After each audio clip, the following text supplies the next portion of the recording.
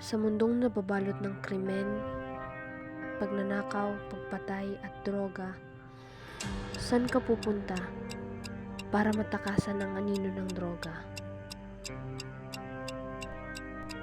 Sa patuloy na paglaganap ng ipinagbabawal na gamot, samot-saring batas ang ipinatupad ng pamahalaan upang sugpuin ito. Ngunit talaga bang nasusugpo nito ang droga o nagiging dahilan lamang ito ng patuloy na paghihirap ng mga mamamayan? Mula nang inilunsad ng dating Pangulong Rodrigo Roa Duterte ang kanyang matinding kumpanya laban sa droga, nagdulot ng matinding takot sa mga mamamayang Pilipino ang mga pangyayaring ito. Halos gabi-gabi na ganito ang nangyayari. Nakita ko po, dinasasan si tatay tapos yung pinasok sa iskinita sa may dalawang putok ka. Ngayon patay na. Sinabi ka na Ngunit sa kabila ng ganitong mga pangyayari, tama nga lang ba ang mga ganitong proseso upang mapanatili ang kapayapaan sa ating bansa?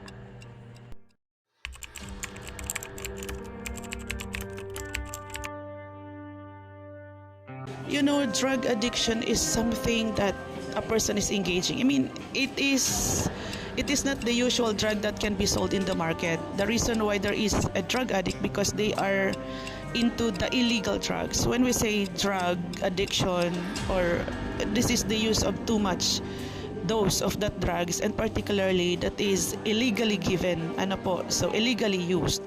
So for me, anything that will be a cause of abuse, we should not tolerate it. I don't think that it should be legalized in the country because the character of the Filipinos are not for moderation. They always have this tendency to be always at the extreme.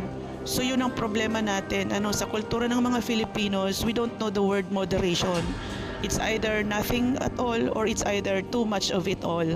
Kaya yun, we really need not to legalize this.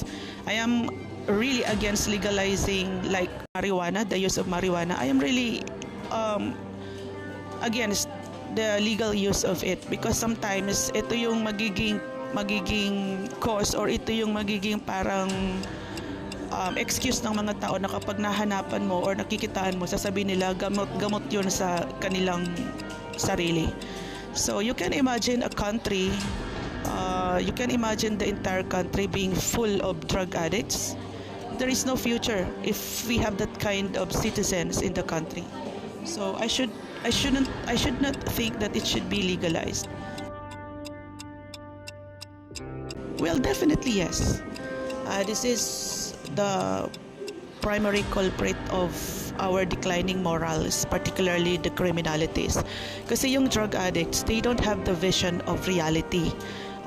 They are already into hallucinations. So, yung pagtingin niya sa isang tao, maaaring nakikita niya monster. Yung pader, nakikita niya pintuan ng langit or whatever. So, since that there is a process of hallucination, talagang makakagawa siya ng mga bagay na hindi natin nai-imagine because wala sila sa katinoan ng isip. And definitely, ito yung isa sa mga reasons nga kung bakit nagkaroon tayo ng war on drugs. Because isang tao lang ang magkaroon ng experience of drug addiction sa family, they will all be drowned into it. Magugulo. Isang addict lang sa isang pamilya, magugulo na ang pamilya.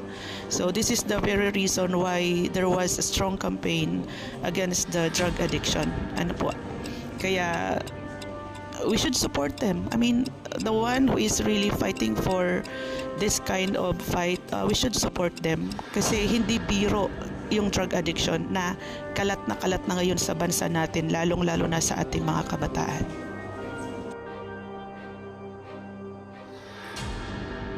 Malaki talaga ang kinalaman ng drug addiction sa behavior ng isang tao because first and foremost, the thing that the drugs destroy is the brain of the person and it affects a lot their memory.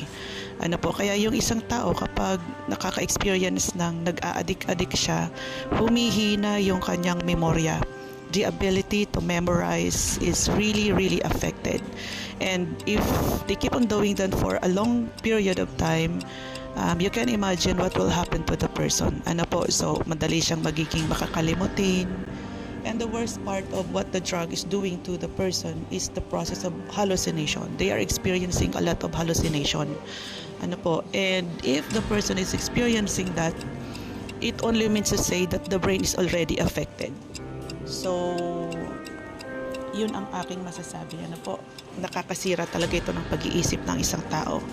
Kaya if someone is really engaged to it, then it should be the time now to stop engaging to it. Actually, ang droga, ano yun yan na deprioid, Kaya sa panahon ni President Duterte, medyo na-minimize ang paggamit ng droga. Medyo halos 60% medyo nalis siya.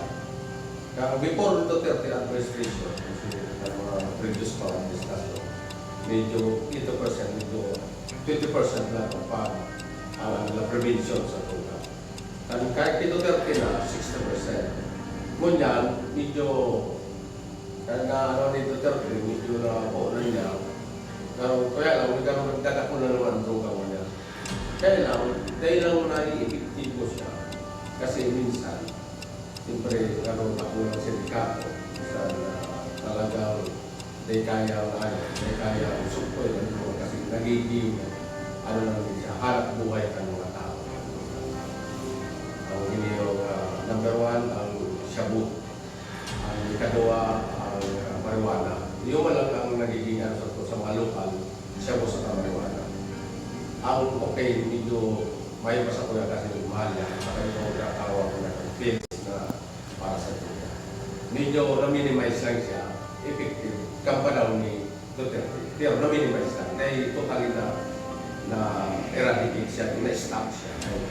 Masakit siya. Effective siya. Effective na siya.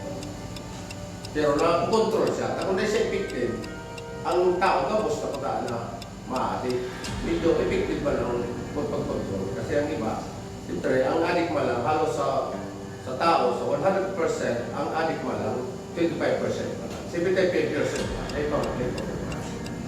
Kaya kung dahil siya effective, dapat 80% adik na ang mga tao. Ang ganun, ayaw po adik. Kasi siya ko, bilong ka mo sa posing ito baka naman na yan. Oo, ang pag-prohibit ng gamit ng droga, medyo na-minimize ang mga krimen na lahat ng maghapon, ang mga rape, cases, mga murder. Kasi pagka video ang tao, pagka nakadroga na, nagiging abnormal ang isip kaya. Bako na yan normal. Kaya minsan, makakagin mo siya ng sala na kung minsan, siyempre, kung dulong na sa droga, manang pang bakal droga, mahapon na siya. Kasi magiging dead na siya. Pag nasobraman sa droga, siyempre, minsan, na siya, mayo na siya sa diri, makakalip siya. Mas nagsasala na ang isip na kasi abnormal na siya, di ba? Kaya kung sa parte ba na sa babae, nagiging prostitute, prostitute ng babae kasi nangyaykuhan sila kung ka-suksok sila ng droga, ginagamit na lang nila para makatuan. Ang pagkakito, masakit na maligal yan kasi grabe ang ipik pa tayo sa tao. Grabe ang, kung ililigal yan, magiging yung bansa, yung nasyon na lang, legal ang droga, pero ang tao, karoon ng mga demonyo ng mga tao, mayo ng batas. Kaya masakitan. Ano illegal na possibly maligal? Ang marijuana, pero bako itong marijuana na pigsusok na itong ipaprocess siya, dahil siya bulog siya, ang marijuana, na yung mga doktor na siya, hindi siya bulog siya. Pero bako itong ipaprocess na magiging bulog siya. Pero iyan ang tanong, kung magiging legal, masakit magiging legal. Masakit magiging legal. Kaya illegal kaya, mararout ang sa tuwing nasundayan, ang tao magiging ng wild na mga wild kita ng kaya magiging maribok na.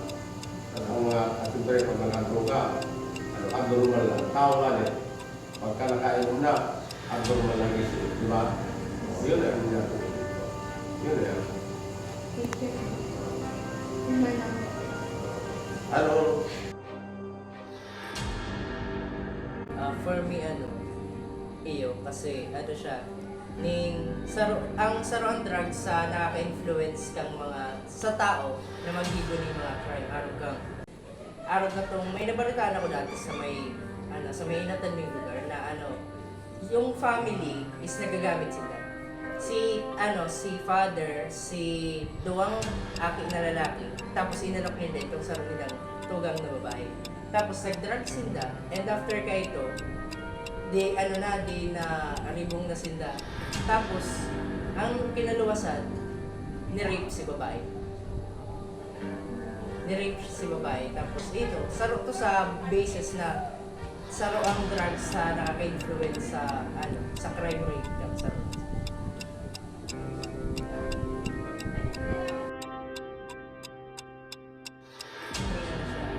Impossible para sa for the future 10 years kasi isipon ta ang weeds like marijuana di pa siya nalilegalize until now.